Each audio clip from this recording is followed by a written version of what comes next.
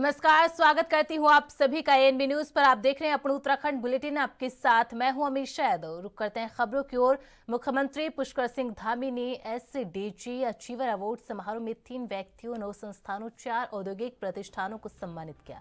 बीते साल के एसडीजी अवार्ड से पुरस्कृत व्यक्तियों, संस्थानों के द्वारा की जा रही अभिनव पहलों की पुस्तक अग्रगामी 2.0 एसडीजी इंडेक्स उत्तराखंड 2023-24 का लोकार्पण भी किया गया। एसपीपीजीजी के द्वारा वर्ष 2023-24 के लिए जारी जनपदवार एसडीजी रैंकिंग में नैनीताल जनपद ने प्रथम स्थान, देहरादून दूसरे और उत्तरकाशी तीसरे स्थान पर रहे।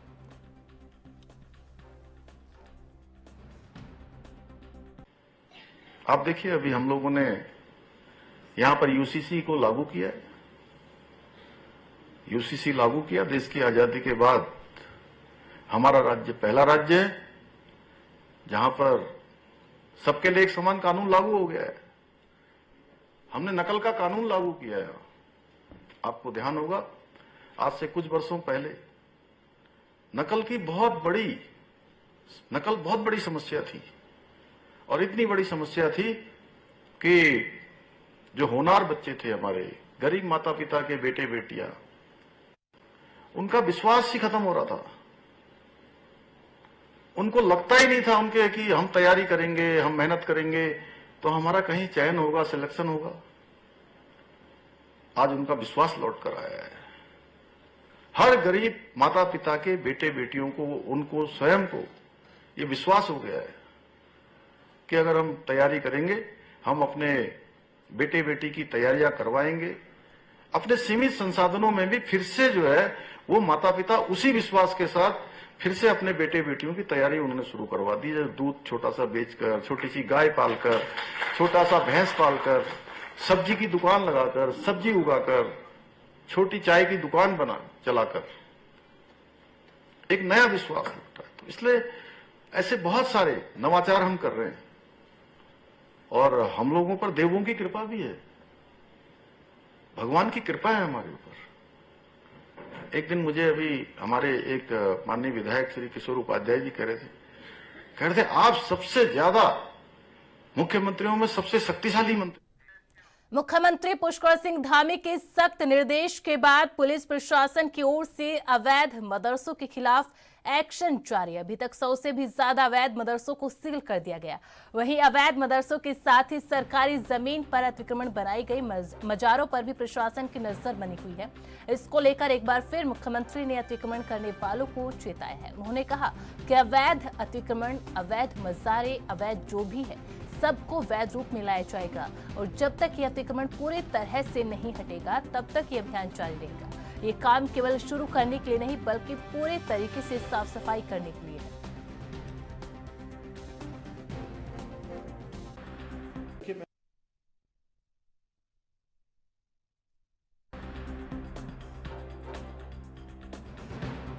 कि मैंने कहा कि अवैध अतिक्रमण, अवैध मजारे, अवैध जो भी हैं, जो इलीगल है, सबको लीगल रूप में लाया जाएगा। और जब तक ये अतिक्रमण पूरी तरह से इंक्रोचमेंट नहीं हटाया जाएगा, नहीं हटेगा, तब तक ये अभियान जारी रहेगा। और ये काम केवल शुरू करने के लिए नहीं है, ये काम बिल्कुल पूरी तरह से साफ सफाई करने के लिए। उत्तराखंड की आयरन लेडी कही जाने वाली इंदिरा हृदयेश की चौथी जयंती पर कांग्रेस नेताओं ने, कार्यकर्ताओं ने उन्हें श्रद्धांजलि अर्पित की। देहरादून के कांग्रेस भवन में आयोजित इस कार्यक्रम में पार्टी के वरिष्ठ नेताओं ने उन्हें याद किया और उनके योगदान को सराहा।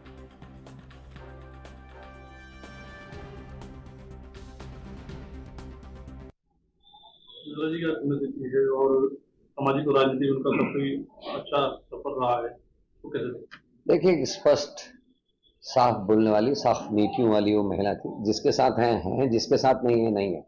वो कभी अपने राजनीतिक लाभ के लिए डिप्लोमेसी का उन्होंने सहारा नहीं लिया।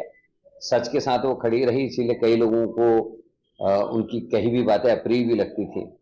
और लेकिन एक शिक्षक नेता के रूप में उन्होंने अपना राजनीतिक जीवन शुरू किया, और जैसा एक शिक्षक होता है वही व्यवहार उनका उनके अंतिम दिन तक भी बना रहा। हम लोग भी अगर सदन में कभी कुछ गलती कर देते थे या कुछ मजाक उजाक करते थे तो वो एज ए प्रिंसिपल हमको डांटने का काम करती थी। ऐसा लगता था सामने कुछ प्रिंसिपल आगे बैठ गई हैं। बहुत ही अच्छी थी। कई बार एमएलसी वो रही, उसके बाद वो हमारी संसदीय कार्य मंत्री रही, पीडब्ल्यूडी जैसे इंपॉर्टेंट विभाग उनके पास रहे और नेता प्रतिपक्ष के रूप में उन्होंने अपने जीवन की अंतिम सांस ली। बहुत ही बड़ा कद उनका था। चाहे उत्तर प्रदेश हो, चाहे वो हरियाणा हो, चाहे वो दिल्ली हो, वहां के जितने भी पुराने विधानसभा अध्यक्ष या बड़े नेता थे उन सब से वो लगातार संपर्क में रहती थी और प्रभाव ऐसा था कि उसका लाभ उत्तराखंड को भी मिलता था। तो आज उनकी पुण्यतिथि है, उनको याद करते हैं और उनकी कमी अभी तो कोई भरने वाला। उत्तराखंड की धामी सरकार के 3 साल पूरे होते ही केंद्र सरकार ने भी राज्य को रिटर्न गिफ्ट दिया है। दरअसल केंद्रीय सड़क एवं परिवहन मंत्रालय ने प्रदेश की 12 योजनाओं के लिए बजट को मंजूरी दे दी है। इसके तहत उत्तराखंड को कुल 453 करोड़ की CRIF स्कीम का फायदा मिलने जा रहा है। केंद्र सरकार ने उत्तराखंड को बड़ी सौगात देते हुए प्रदेश की 12 सड़कों को CRIF स्कीम के तहत मंजूरी दी है। केंद्रीय सड़क राजमार्ग मंत्रालय ने इस संदर्भ में उत्तराखंड की मुख्य सचिव को पत्र भी लिखा। CRIF यानी central road and infrastructure fund scheme के तहत राज्य को यह बजट जारी हुआ। इससे पहले भी इसी योजना के तहत प्रदेश को बड़ी रकम मिलती रही। हालांकि इस बार योजना के तहत ऐसे समय पर यह बजट मंजूर किया गया जब धामी सरकार को 3 साल पूरे हुए। इस योजना के तहत पूर्व में 642 करोड़ का बजट भी केंद्र की तरफ से मंजूर किया गया था। प्रधानमंत्री नरेंद्र मोदी के आह्वान पर उत्तराखंड सरकार ने राज्य की संस्कृति 12 मासी पर्यटन को बढ़ावा देने के लिए बड़ा कदम उठाया है। राज्य सरकार ने 2025 के लिए कंटेंट क्रिएटर्स प्रतियोगिता की घोषणा की, जिसका उद्देश्य प्रदेश की संस्कृति को सोशल मीडिया के जरिए प्रमोट करना है। उत्तराखंड के जो पर्यटन स्थल हैं या कोई धार्मिक स्थल है या जो यहाँ का खान पान से संबंधित है, उसमें जो कंटेंट क्रिएटर्स हैं उनके बीच एक कंपटीशन होगा। उसमें अलग अलग हम लोगों ने 8 कैटेगरी तय की है, उससे संबंधित वीडियो जो बनाएंगे और उसमें हमने इनाम भी तय किया है। जिनका वीडियो अच्छा बनेगा उनको 5 लाख रुपए तक की हर वर्ग में उनको पुरस्कार। धामी सरकार के 3 साल पूरे होने पर कई महत्वपूर्ण घोषणाएं जनहित में की गई। उनमें सबसे बड़ी जो घोषणा थी वह उपनल कर्मियों के नियमितीकरण की थी। समय समय पर उपनल कर्मी आंदोलनरत थे, उन्हें अपने भविष्य की चिंताएं सताने लगी। ऐसे में सीएम की यह घोषणा इन कार्मिकों के लिए राहत की बात जरूर है। उपनल कर्मियों के नियमितीकरण के लिए कमेटी का गठन किया जाएगा। उनके सुझाव संस्तुति के बाद सरकार नियमितीकरण की प्रक्रिया को आगे बढ़ाएगी। बीजेपी संगठन भी मुख्यमंत्री के इस फैसले को जनहित से जुड़ा एक बड़ा मुद्दा मान रहे हैं और उसका मानना है लंबे समय से उपनल कर्मियों की इस मांग को सरकार ने गंभीरता से लेते हुए सुशासन की ओर एक और कदम बढ़ाया है।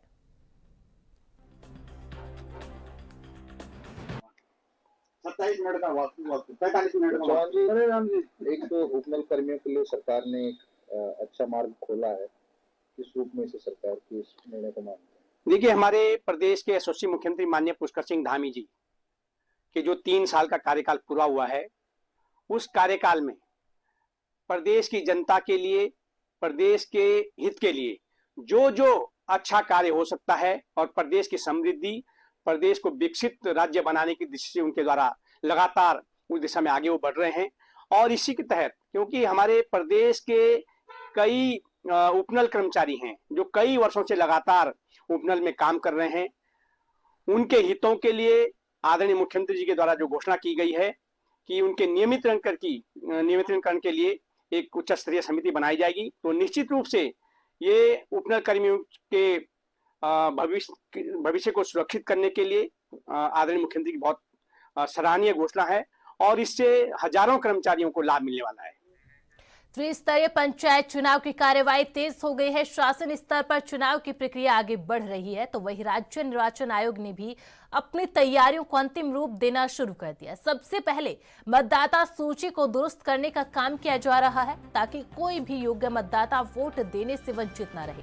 राज्य निर्वाचन आयोग के सचिव राहुल कुमार गोयल ने बताया कि हमारी कोशिश है कि कोई भी मतदाता सूची में न छूट जाए। देखिए, राज्य निर्वाचन आयोग की ओर से सर्वप्रथम जो निर्वाचक नामावली होती है उसको तैयार करने का दायित्व होता है। तो जहाँ तक वोटर लिस्ट की बात की जाए, इसका अंतिम पब्लिकेशन जो फाइनल पब्लिकेशन होता है वो 17 जनवरी को किया जा चुका था। इसके बाद जो है इसकी डाटा एंट्री इत्यादि भी पूर्ण हो गई थी। वर्तमान में इस निर्वाचक नामावली में कोई कमी न रह जाए, कोई नाम अगर छूट गया है या किसी को कोई करेक्शन करवाना है या फिर कोई गलत नाम अगर चढ़ा है उसका डिलीशन होना है, तो इसके लिए एक विशेष अभियान जो है आयोग द्वारा समस्त जनपदों में चलवाया जा रहा है, जिसके अंतर्गत जो है प्रत्येक जो हमारी पंचायत है, ग्राम पंचायत है, इसकी खुली बैठकों में जो है इस वोटर लिस्ट का प्रदर्शन किया जा रहा है।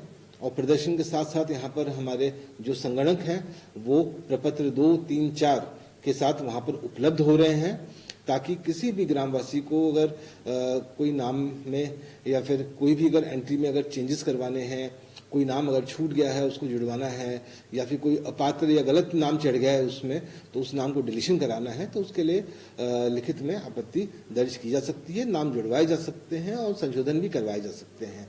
ये अभियान हमारा जो है 22 तारीख तक चल रहा है और इस अभियान की मॉनिटरिंग और निर्वाचन संबंधी तैयारियों के संबंध में जो है जनपदों से फीडबैक लेने के लिए जो है आयोग की एक टीम भी माननीय राज्य निर्वाचन आयुक्त महोदय द्वारा गठित की गई थी, जिसके तहत मैं स्वयं जनपद देहरादून और जनपद टिहरी गढ़वाल जो है मैं विजिट करके आया हूं, और जिस प्रकार से ग्राम पंचायतों में ये बैठकें चल रही हैं उसको भी मैं देख के आया हूं और मैंने फर्स्ट हैंड बैठक में पार्टिसिपेट भी किया है।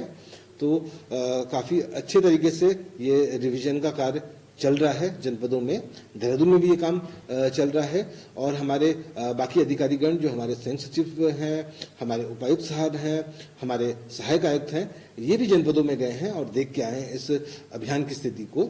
और जहाँ तक अन्य तैयारियों की बात कहूँ तो राज्य निर्वाचन आयोग की ओर से जो भी परचेज की जाती है, जो भी सामग्रियाँ चुनाव संबंधी क्रय की जाती हैं, वो सभी चीज़ें क्रय कर ली गई हैं, सामान हमारे पास उपलब्ध है। जनपद स्तर पर भी जो टेंडर्स इत्यादि किए जाते हैं, चाहे वो लेखन सामग्री, छपाई इत्यादि के हों या हमारी जो पोलिंग पार्टी की किट होती है वो तैयार करने का कार्रवाई होती है, सारी कार्रवाइयाँ जनपद स्तर पर बिल्कुल गतिमान है और यथाशीघ्र जो है ये कार्रवाइयाँ पूर्ण होके हम लोग निर्वाचन हेतु पूर्ण रूप से तैयार होंगे। देहरादून में अपराध पर लगाम लगाने और महिलाओं की सुरक्षा को ध्यान में रखते हुए नगर निगम एक बड़ा कदम उठाने जा रहा है। पूरे शहर में सीसीटीवी कैमरे लगाए जाएंगे, जिससे हर एक चौक चौराहों पर, गली पर पैनी नजर रखी जा सके। मेयर सौरभ थपलियाल ने अधिकारियों को इस योजना को जल्द लागू करने के निर्देश दिए हैं।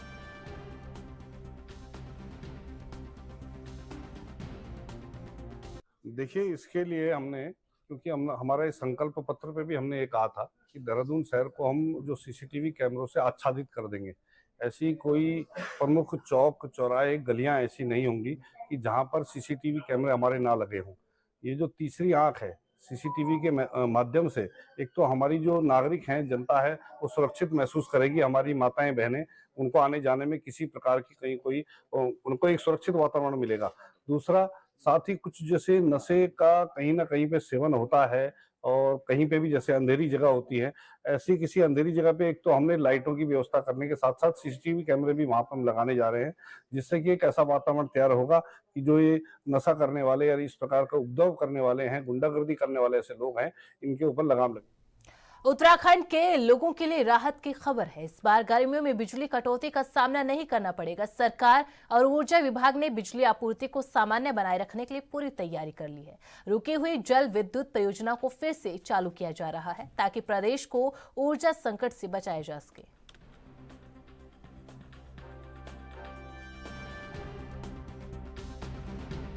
बहुत अच्छा प्रश्न पूछा आपने।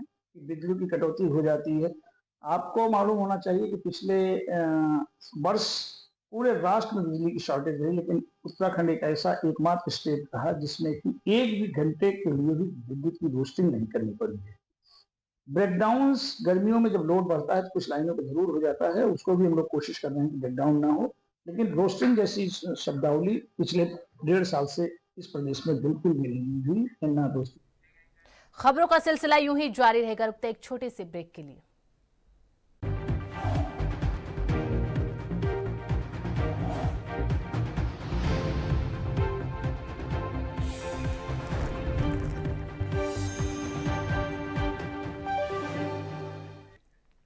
ब्रेक के बाद स्वागत है आप सभी का। खबरों में आगे बढ़ते हैं। उत्तराखंड में एनसीसी, एनएसएस, नेहरू युवा केंद्र, भारत स्काउट गाइड के स्वयंसेवकों के लिए आपदा मित्र बनने का सुनहरा मौका है। राष्ट्रीय आपदा प्रबंधन प्राधिकरण, गृह मंत्रालय और भारत सरकार की महत्वाकांक्षी युवा आपदा मित्र परियोजना के तहत उत्तराखंड में 4310 स्वयंसेवकों को आपदाओं का सामना करने में सक्षम फर्स्ट रिस्पॉन्डर के रूप में दक्ष बनाया जाएगा। सोमवार को सचिव आपदा प्रबंधन पुनर्वास विनोद कुमार सुमन ने इस योजना को लागू किए जाने को लेकर चारों युवा संगठनों के प्रतिनिधियों, यूएसडीएमए के अधिकारियों के साथ बैठक कर जरूरी दिशा निर्देश दिए। गौरतलब है कि प्रधानमंत्री मोदी की महत्वाकांक्षी परियोजनाओं मेरा युवा भारत, युवा सेतु, सबका प्रयास और आपदा जोखिम न्यूनीकरण पर 10 पॉइंट एजेंडा को ध्यान में रखते हुए इस योजना को पूरे देश में लागू किया गया है। 1 अप्रैल से हल्द्वानी में नए शिक्षण सत्र का आगाज होने जा रहा है। ऐसे में 200 से अधिक निजी स्कूलों में पढ़ने वाले छात्र छात्राओं के अभिभावकों को किसी भी प्रकार की परेशानी का सामना न करना पड़े, इसके लिए शिक्षा विभाग प्रशासन पहले से ही तैयारियों में जुट चुका है। खासकर स्कूलों के द्वारा मनमाने तरीके से फीस बढ़ाने, एक ही बुक सेलर से किताबें खरीदने के लिए तुगलकी फैसले, अभिभावकों को परेशान करने वाले कड़े कदमों के खिलाफ कार्रवाई का मन बनाते हुए प्रशासन ने सभी स्कूलों के खिलाफ सख्ती दिखाई है। देखिए, इसको देखते हुए पूर्व में ही शिक्षा विभाग के द्वारा एक सर्कुलर सभी विद्यालयों के प्रबंधकों, प्रधानाचार्यों को भेजा गया है कि उनको किन नियमों का पालन करना है। दूसरा, इसमें एक 27 मार्च को एक वर्कशॉप का आयोजन किया जा रहा है, जिसमें प्रशासन के लोग, शिक्षा विभाग के अधिकारियों के साथ साथ विद्यालयों के प्रबंधक और उनके प्रधानाचार्यों को बुलाया गया है। और वहाँ पर जितने भी नियम हैं, चाहे वो यूनिफॉर्म से संबंधित हों, फीस से संबंधित हों या पाठ्य पुस्तकों से संबंधित हैं, इनके बारे में भी उनको अवगत कराया जाएगा, ताकि किसी प्रकार मंगलौर में बिना रजिस्ट्रेशन के चल रहे मदरसों पर प्रशासन ने बड़ी कार्रवाई को अंजाम दिया है। मंगलौर में प्रशासन ने कार्रवाई करते हुए 4 मदरसों को सील कर दिया गया है। उत्तराखंड में अवैध मदरसों पर कार्रवाई की जा रही है। खास तौर पर उन तमाम मदरसों को बंद कराया जा रहा है जो बिना परमिशन या बिना मान्यता के संचालित किए जा रहे हैं। इसी कड़ी में जिलाधिकारी के निर्देश पर जिला अल्पसंख्यक अधिकारी प्रशासन और पुलिस की टीम के साथ मंगलौर पहुंचकर 4 मदरसों को सील कर दिया। जिला अल्पसंख्यक अधिकारी ने बताया कि मंगलौर में 8 मदरसों की सूचना मिली थी कि मदरसे बिना रजिस्ट्रेशन, बिना मान्यता के संचालित किए जा रहे हैं। टीम ने 4 मदरसों को सील कर दिया है और बाकी बचे मदरसों पर भी कार्रवाई की जाएगी। देखिए, 1 महीने पहले हमने सर्वे कराया था, तो उसमें 60 से ऊपर अवैध चिन्हित किए गए थे। तो लगभग 1 महीने का समय भी उनको मिल गया है कि कागज वगैरह पूरे करा लें, रजिस्ट्रेशन जिसकी कमी थी वो पूरा करा लें। इसके बावजूद भी जिन लोगों ने नहीं पूरा किया है उस पर कार्रवाई की जा रही है।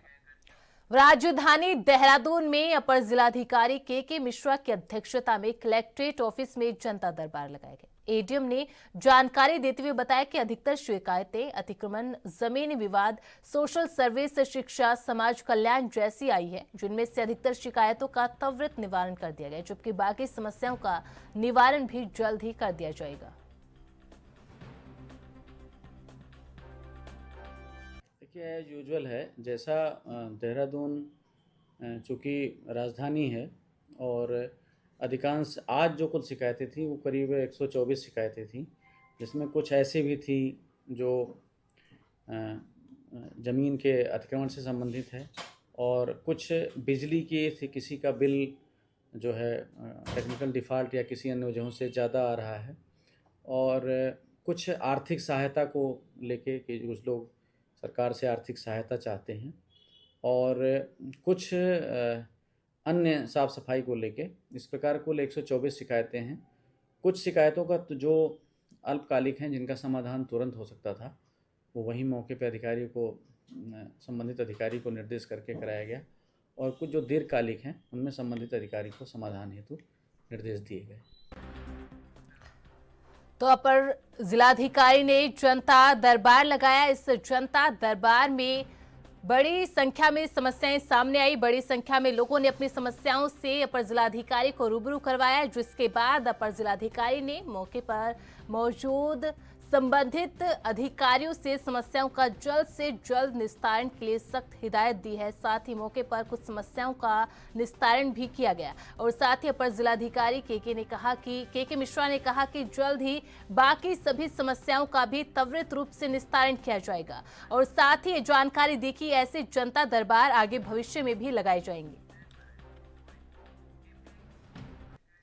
देहरादून में बीती रात एक बड़े हमले का मामला सामने आया। कुछ हथियारबंद भू माफियाओं ने सीनियर सिटीजन हेल्पलाइन 14567 चलाने वाले आर्टिवा ग्रुप के संचालक अनुज भास्कर पर हमला कर दिया।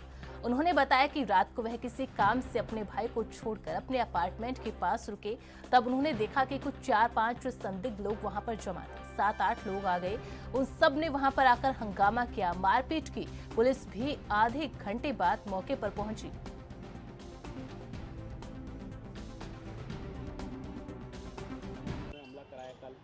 इससे पहले भी आपके साथ ऐसा हुआ है?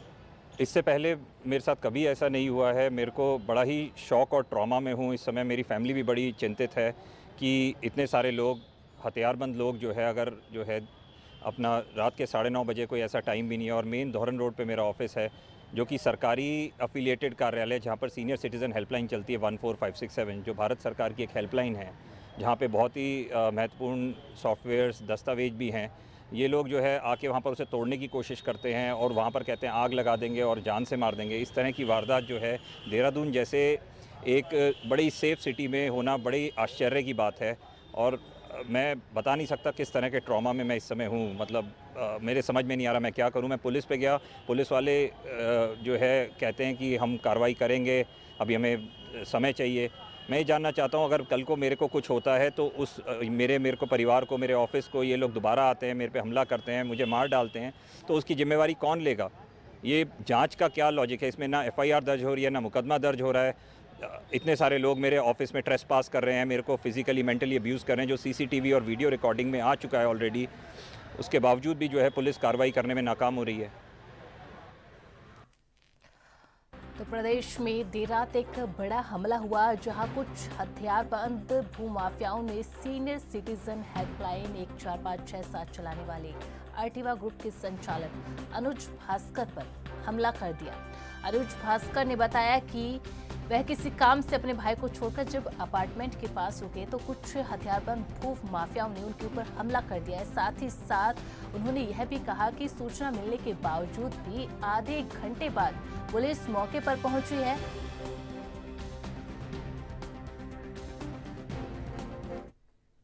बुलेटिन में फिलहाल इतना ही। आप बने रहे ANB न्यूज के साथ। नमस्कार।